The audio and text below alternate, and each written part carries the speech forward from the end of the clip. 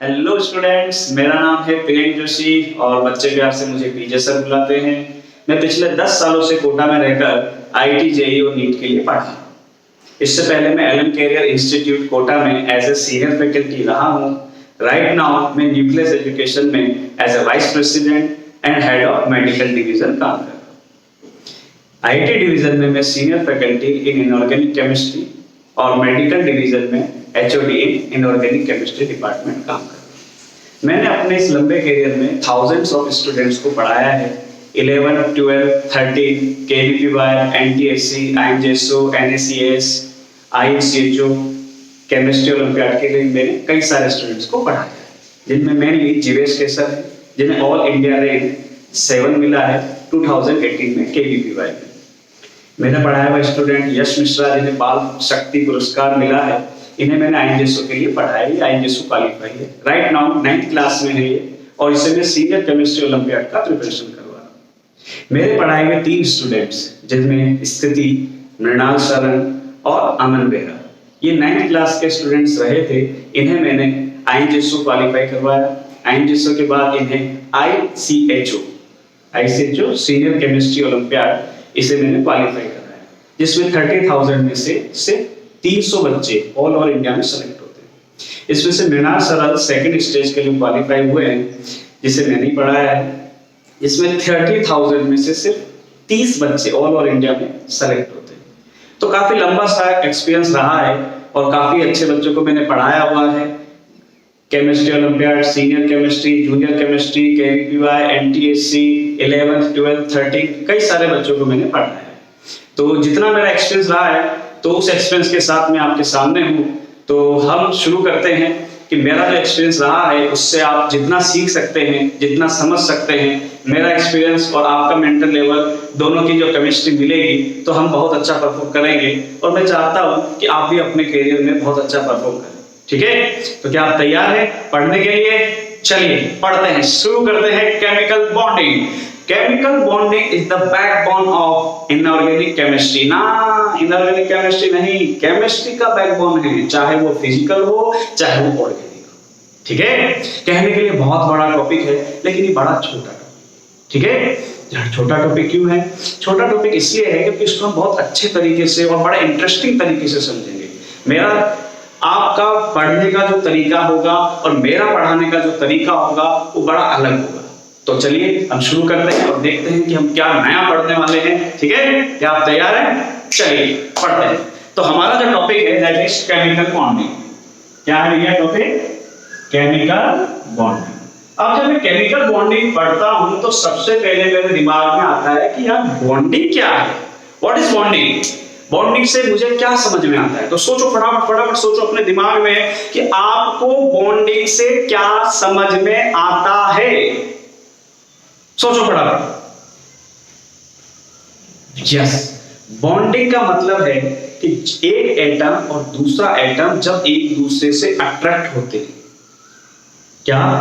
Attraction between two atom in a molecule is called bonding. Simple language, attraction between two atom, ये एक atom, ये दूसरा atom. Attraction between two atom, attraction between two atom in a molecule is called bonding.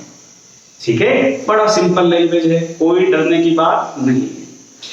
अब आपको थोड़ा सा पता होना चाहिए कि जब दो एटम एक दूसरे के पास आते हैं, तो इनमें अट्रैक्शन होता है और साथ ही साथ रिपल्शन भी होता है। अट्रैक्शन होता है और साथ ही साथ रिपल्शन भी होता है। तो अट्रैक्शन ग्रेटर देन रिपल्शन तो बॉन्ड बन जाएगा, और रिपल्शन ग्रेटर देन अट्रैक्शन तो कोई बॉन्ड नहीं बनेगा। सिंपल है, क्लियर? चलिए इसको थोड़ा सा और पीछे जाके समझते हैं। ये तो अभी हम राइट नाउ जो पढ़ रहे हैं, रिसेंटली जो हम पढ़ते हैं या किताबों में लिखा रहता है, तो ब्ला ब्ला ब्ला हमने पढ़ लिया ना।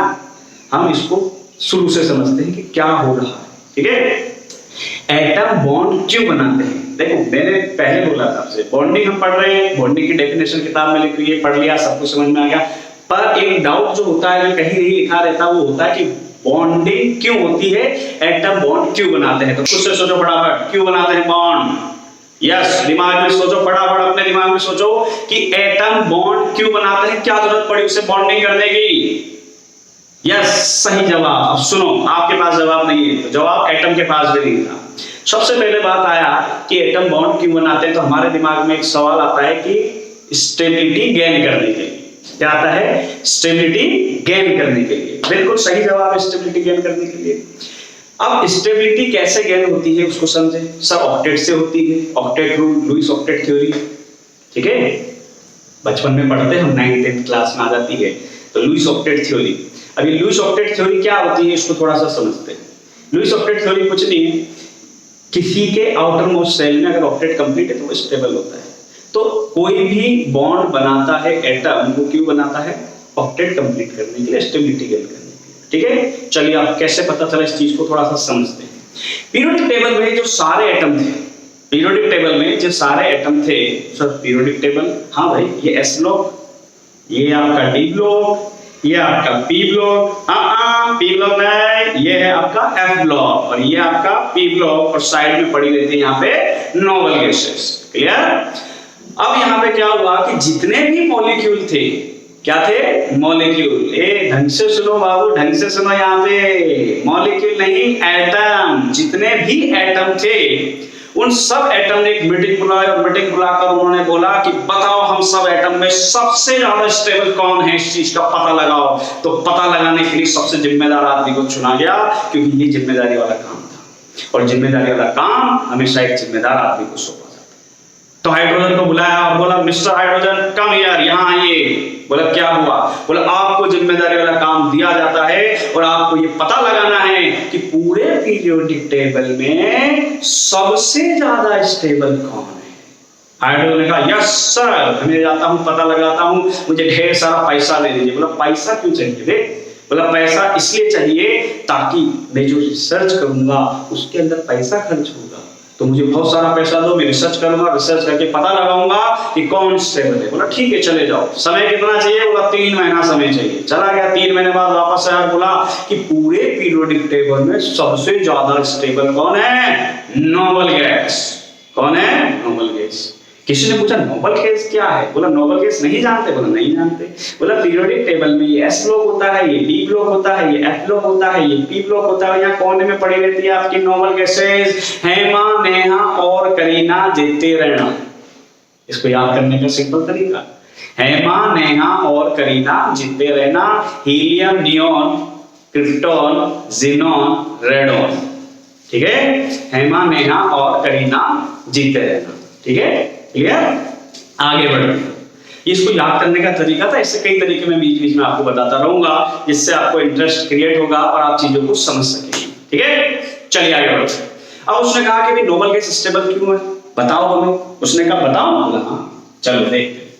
उसने कहा कि नोबल गैस जो होता है इसका कॉन्फ़िगरेशन देखते हैं पहले। नियॉन का एटॉमिक नंबर होता है 10। तो कॉन्फ़िगरेशन लिखो, बोला लिखो 1s2 बेस 6। उसने कहा कि आउटर शेल, क्या बोला? Outer shell. किसी ने पूछा आउटर शेल क्या होती है? आउटर नहीं जानते? बोला नहीं, बिल्कुल नहीं जानते। बोला जब भी इलेक्ट्रॉनिक कॉन्फ़िगरेशन लिखते हैं तो बाहर वाली जो भी शेल होती है, ये देखो 2 और ये 2 यानी सेकंड नंबर की शेल है, तो बाहर वाली जो शेल होती है उस शेल को कहा जाता है आउटर शेल। और उसने कहा कि अगर आउटर शेल में 8 इलेक्ट्रॉन होते हैं, ये 8 इलेक्ट्रॉन भर के बता दिए मैंने आपको, ये देखिए ऐसे करते हैं इनको। अगर आउटर शेल में 8 इलेक्ट्रॉन होते हैं तो इसे कहा जाता है ऑक्टेट कंप्लीट होना। नोबल गैस का ऑक्टेट कंप्लीट है, इसलिए ये ज्यादा स्टेबल। बोला अच्छा? हाँ। बोला नियोन के केस में? बोला नियोन के केस में ये रहा। बोला अच्छा नियोन का, ठीक है। हीलियम का बताओ, उसका बताओ। हीलियम का। बोला हीलियम का चाहिए? बोला हाँ। बोला स्टेक हो जाए। हीलियम के केस में क्या होगा? Helium 1s2। उसने कहा कि भाई हीलियम के केस में ऑक्टेट तो कंप्लीट नहीं होगा, लेकिन डुप्लेट कंप्लीट होगा रे। और जिसका ऑक्टेट और डुप्लेट कंप्लीट होता है वो ज्यादा स्टेबल होते हैं, इसलिए नोबल गैस ज्यादा स्टेबल। अब जैसे ही ये बात सबको पता चली तो सारे एटम दौड़ पड़े अपनी अपनी स्टेबिलिटी को बढ़ाने के लिए, और उन्होंने कहा कि हम भी स्टेबल हो जाएंगे और अपना ऑक्टेट कंप्लीट करेंगे। इस भीड़ के अंदर से एक आदमी निकला। आदमी मतलब एटम। तो एक आदमी निकला और वो दौड़ पड़ा और जोर जोर से हंसने लगा। लोगों ने पूछा, भाई क्यों इतना मुस्कुरा रहे हो, क्यों इतना हंस रहे हो, क्या गम है जिसको छुपा रहे हैं? बोला गम वम कुछ नहीं है, गम वम कुछ नहीं है, गम तो तुम्हें होगा रे, गम तो तुम्हें होगा। बोला कैसे? बोला देखो इधर 1s2 2s2 2p6 3s1। Clear? अगर मैं अपने से एक इलेक्ट्रॉन को लात मार के भगा देता हूं तो गौर से देखो मेरा ऑक्टेट कंप्लीट हो जाता है, मेरा ऑक्टेट कंप्लीट हो जाता है। 6 और 2 8 इलेक्ट्रॉन हो गए और जोर जोर से हंसने लगा। ये तमाशा देख के भरी भीड़ में क्लोरीन मंद मंद मुस्कुराने लगा। लोगों ने पूछा, क्लोरीन भैया क्यों इतना मुस्कुरा रहे हो, क्या गम है जिसको छुपा रहे हो? बोला गम वम कुछ नहीं है रे, गम तो तुम्हें होगा। यस, गम तो तुम्हें होगा। बोला कैसे? बोला देखो, बोला दिखाओ, बोला देखो, बोला दिखाओ, बोला देखो, बोला दिखाओ, बोला देखो बे। क्लोरीन ने अपना कॉन्फ़िगरेशन बताया 1s2 2s2 2p6 3s2 3p5। क्या होता है रे? 1s2 2s2 2p6 3s2 3p5 5 हो गया। इसने कहा कि अगर सोडियम ने एक इलेक्ट्रॉन रिमूव किया तो वो इलेक्ट्रॉन मैंने एक्सेप्ट किया, और अगर उस इलेक्ट्रॉन को मैं एक्सेप्ट करता हूं तो मेरा भी ऑक्टेट कंप्लीट हो जाता है। Cl माइनस शॉर्ट में लिख रहा हूं 3s2 3p6 8 इलेक्ट्रॉन कंप्लीट हो गए। और इस तरह से एक बना कैटायन Na+, एक बना एनायन Cl माइनस। इस कैटायन और एनायन में इलेक्ट्रोस्टैटिक फोर्स ऑफ अट्रैक्शन आया, इसे कहा गया आयनिक बॉन्ड। दुनिया ने नाम क्या दिया? Ionic bond. ठीक है, तो डेफिनेशन क्या है आयनिक बॉन्ड की? खुद से बनाओ। एक एटम या फिर ट्रांसफर ऑफ इलेक्ट्रॉन और accepting of electron, completely transfer. Ionic bond में क्या होता है? कंप्लीटली इलेक्ट्रॉन का ट्रांसफर। ठीक है, क्लियर? ये सारा तमाशा देखकर हाइड्रोजन रोने लगा, बिलबिलाने लगा, जोर जोर से दहाड़े मारकर रोने लगा। लोगों ने बोला भाई क्यों रो रहा है, क्या हो गया तेरे साथ ऐसा? बोला हमेशा गरीब के साथ ही ऐसा होता है। बोला क्या हो गया तेरे साथ ऐसा? बोला सोडियम के पास बहुत सारे इलेक्ट्रॉन थे, सारे इलेक्ट्रॉन इसने क्या करे, एक इलेक्ट्रॉन बाहर वाला निकाल दिया। मेरे पास तो एक ही इलेक्ट्रॉन है बे, अगर इसे भी निकाल दूंगा तो क्या बचेगा? बोला तू एक काम कर, तू अपने जैसे किसी और हाइड्रोजन को ढूंढ और उस हाइड्रोजन के इलेक्ट्रॉन के साथ शेयरिंग कर ले। क्या कर ले? शेयरिंग कर ले। देखो इधर ये इलेक्ट्रॉन, ये इलेक्ट्रॉन और ये शेयरिंग हो गया। और शेयरिंग के बाद में बॉन्ड बना। इस बॉन्ड को दुनिया ने नाम दिया कोवलेंट। क्या नाम दिया बे? कोवलेंट। क्लियर है? कोवलेंट बॉन्ड नाम दिया, कोवलेंट बॉन्ड बना, यानी शेयरिंग ऑफ इलेक्ट्रॉन से क्या बना? Covalent bond. क्लियर? तो हमें क्या समझ में आया कि बॉन्ड बनते हैं क्यों? ऑक्टेट कंप्लीट करने के लिए। बॉन्ड बनते हैं क्यों? ऑक्टेट कंप्लीट करने के लिए। बिल्कुल सही, लेकिन अब यहां पे थोड़ा सा ट्विस्ट आने वाला है, ढंग से सुनना। 1962 से पहले ऐसा माना जाता था कि कोई भी एटम बॉन्ड बनाता है ऑक्टेट कंप्लीट करने के लिए, ऑक्टेट कंप्लीट होता है उसकी स्टेबिलिटी बढ़ जाती है। क्लियर? आया ना? बोलो फटाफट। क्लियर है? चलो आगे। 1962 में एक साइंटिस्ट आया जिसका नाम था नील बार्टलेट। क्या नाम था बे? नील बार्टलेट। और नील बार्टलेट अपनी लैब में बैठा हुआ था, दुनिया भर के मॉलिक्यूल उसने इकट्ठे कर रखे थे, मॉलिक्यूल खेले जा रहा था। क्या कर रहा था? मॉलिक्यूल खेले जा रहा था। और खेल में उसने एक रिएक्शन करवा डाली। क्या? खेल में उसने एक रिएक्शन करवा डाली। क्या रिएक्शन करवाया? देखो जरा, देखते हैं क्या रिएक्शन कराई इसने। इसने क्या करा? O2 की रिएक्शन करवाई PTF6 के साथ। किसके साथ रे? PTF6 के साथ। और बड़ा compound O2 plus PTF6 minus. क्या बना? O2 plus PTF6 minus, plus और माइनस एक आयनिक बॉन्ड बन गया। सर ये क्या है? ये कुछ नहीं है बे, ये कंपाउंड है प्लेटिनम का फ्लोरीन के साथ। और जब ये डब्बा लगता है तो इस डब्बे का मतलब होता है कोऑर्डिनेशन कंपाउंड। आपका नेक्स्ट टॉपिक होता है ये केमिकल बॉन्डिंग के बाद का कोऑर्डिनेशन कंपाउंड। तो अभी सिर्फ इतना ध्यान रखो कि जब ये डब्बा आता है इसका मतलब होता है कोऑर्डिनेशन कंपाउंड। क्या नाम होता है इसका? Coordination compound. और जब इसने रिएक्शन कराई तो इस तरह का एक बॉन्ड बन गया। उसने कहा बहुत अच्छी बात है। उसने दिमाग लगाया कि इतने सारे मॉलिक्यूल हैं, अगर कोई इलेक्ट्रॉन यहां से निकला O2+ से तो वो इलेक्ट्रॉन Ptf6 ने एक्सेप्ट किया और इस तरह से बॉन्ड बना।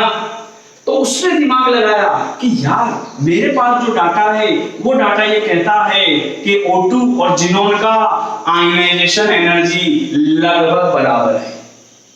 इससे क्या होगा? सोचो, दिमाग लगाओ, इधर आओ। नहीं लगता दिमाग? मेरा दिमाग यूज करो, सुनो। O2 एक डायएटॉमिक मॉलिक्यूल है, ऑक्सीजन नहीं है। फिर ध्यान रखना, यहाँ पे O2 लिखा हुआ है, ऑक्सीजन नहीं लिखा। O2 इलेक्ट्रॉन निकाल रहा है, ऑक्सीजन नहीं निकाल रहा। O2 निकाल रहा है, ऑक्सीजन नहीं निकाल रहा। और O2 ने जब एक इलेक्ट्रॉन निकाला तो उस समय आयनाइजेशन एनर्जी यूज होती है। सर ये आयनाइजेशन एनर्जी क्या होती है? तो सुनो, आयनाइजेशन एनर्जी क्या होती है? It is the minimum amount of required energy to remove an electron from isolated gaseous atom from outermost shell. यानी किसी भी आइसोलेटेड गैसियस एटम की आउटर मोस्ट शेल से अगर एक इलेक्ट्रॉन, लूजली बॉन्डेड इलेक्ट्रॉन को रिमूव करने के लिए मिनिमम रिक्वायर्ड एनर्जी को ही कहा जाता है आयनाइजेशन एनर्जी। क्या कहा जाता है? Ionization energy. तो उसने दिमाग लगाया कि जब O2 से इलेक्ट्रॉन निकल सकता है तो दोनों की आयनाइजेशन एनर्जी सेम है, तो चलो जिनोन से ट्राई करते हैं। और जब उसने जिनोन से इलेक्ट्रॉन निकाला और जिनोन की रिएक्शन कराई किसके साथ? इसके साथ। जिनोन की रिएक्शन करा दी Ptf6 के साथ, और जैसे ही रिएक्शन कराई जिनोन की Ptf6 के साथ तो इस तरह का कंपाउंड बन गया Hg+ Ptf6-। और जैसे ही ये कंपाउंड बना तो उसे चक्कर आ गए, बेहोश हो के गिर पड़ा। क्यों? क्योंकि उसको समझ में नहीं आया, नोबल गैस ने बॉन्ड बना लिया। आज तक हम ये चिल्ला के कहते थे कि कोई भी एटम बॉन्ड बनाता है उसका ऑक्टेट कंप्लीट करने के लिए रे, लेकिन यहाँ पे तो जिसका ऑक्टेट पहले से कंप्लीट था उसी ने बॉन्ड बना लिया। उसको चक्कर आए, बेहोश होके गिर पड़ा, समझ में नहीं आया दुनिया को क्या जवाब दूंगा। दुनिया तरह तरह के सवाल पूछेगी, कैसे उनका सामना करूंगा, बहुत टेंशन में आ गया। तब इसकी हेल्प लिया थर्मोडायनेमिक्स। कौन आया? थर्मोडायनेमिक्स। थर्मोडायनेमिक्स के क्या? तो सुनो, थर्मोडायनेमिक्स का एक सीधा सा कंसेप्ट होता है कि कोई भी सिस्टम अगर एनर्जी रिलीज करता है तो वो स्टेबल हो जाता है, और एनर्जी एब्जॉर्ब करता है तो वो अनस्टेबल हो जाता है। समझ में नहीं आया? बिल्कुल सिंपल लैंग्वेज में समझ नहीं। तो देखो, मान लो कोई एक बच्चा है, मैंने उससे कहा कि बेटा मेरी बात मानेगा? बोला यस सर, आपके लिए जान दे देंगे। मैंने कहा भैया जान वान नहीं चाहिए मुझे, सिर्फ एक छोटा सा काम है। बोला बोलिए सर, आदेश करिए। मैंने कहा 10 किलोमीटर की दौड़ लगा। बोला यस सर, और चला गया 10 किलोमीटर की दौड़ लगाने। और दौड़ते दौड़ते एक समय ऐसा आया जब वो थककर गिर पड़ा। थककर क्यों गिरा रहे? बोलो फटाफट। एनर्जी खत्म हो गई। बाप मरा थोड़ी है वो, एनर्जी खत्म नहीं हुई, एनर्जी कम हो गई, रिलीज हो गई। और एनर्जी रिलीज हो गई और वो थककर 20 सड़क गिर पड़ा। मैं गया, मैंने लात मारी, मैंने कहा उड़ जा, ट्रक आया है कुचल जाएगा। बोलो नहीं सर, मैं स्टेबल हो गया हूं, मैं ऐसे ही पड़ा। मैंने कहा भाई ट्रक आएगा कुचल जाएगा, नहीं सर मैं स्टेबल हूं। क्यों? क्योंकि दौड़ने से सिस्टम की एनर्जी रिलीज हो गई। सिस्टम की एनर्जी रिलीज हो गई तो system become more stable. Thermodynamics का सीधा सा कंसेप्ट है। सर सिस्टम क्या होता है? देखो, कोई भी ऐसी चीज, क्या बोला? कोई भी ऐसी चीज जिसकी हम स्टडी करें, मान लो ये मार्कर, इसका स्टडी करना है तो ये मेरे लिए क्या है? सिस्टम है। रेस्ट ऑफ द यूनिवर्स क्या है? सराउंडिंग। तेरी स्टडी करनी है तो तू सिस्टम हो गया, रेस्ट ऑफ द यूनिवर्स क्या हो गया? सराउंडिंग। और सराउंडिंग हो गया तो सिस्टम अगर एनर्जी रिलीज करता है तो बिकम मोर स्टेबल, और सिस्टम अगर एनर्जी एब्जॉर्ब करता है तो बिकम अनस्टेबल। कैसे? सुनो, मैं गया, मैंने जाकर बच्चे को कोल्ड ड्रिंक खिला दी, पैटीज पिला दी रे। क्या करा?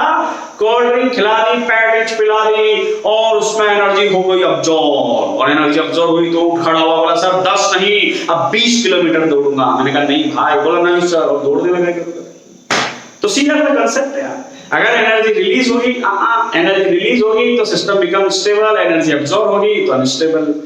एनर्जी रिलीज हुई, बैंक अकाउंट से पैसे रिलीज हुए तो नेगेटिव साइन या positive sign? Negative sign. Energy absorb हुई, बैंक अकाउंट में पैसे आए तो प्लस साइन। सिंपल सा कांसेप्ट है। इंटरेस्टिंग? अब ये कहा जाता है कि अगर एनर्जी रिलीज होती है तो exothermic process. Sir exothermic process कैसे होगा? तो सुनो, जब हम जाते हैं मूवी देखने जाते हैं तो मॉल में एंटर हो जाते हैं, हमारी चेकिंग होती है और इस तरह से चेकिंग होती है, फीलिंग आ जाती है कि टेररिस्ट हम ही हैं, है ना? यस।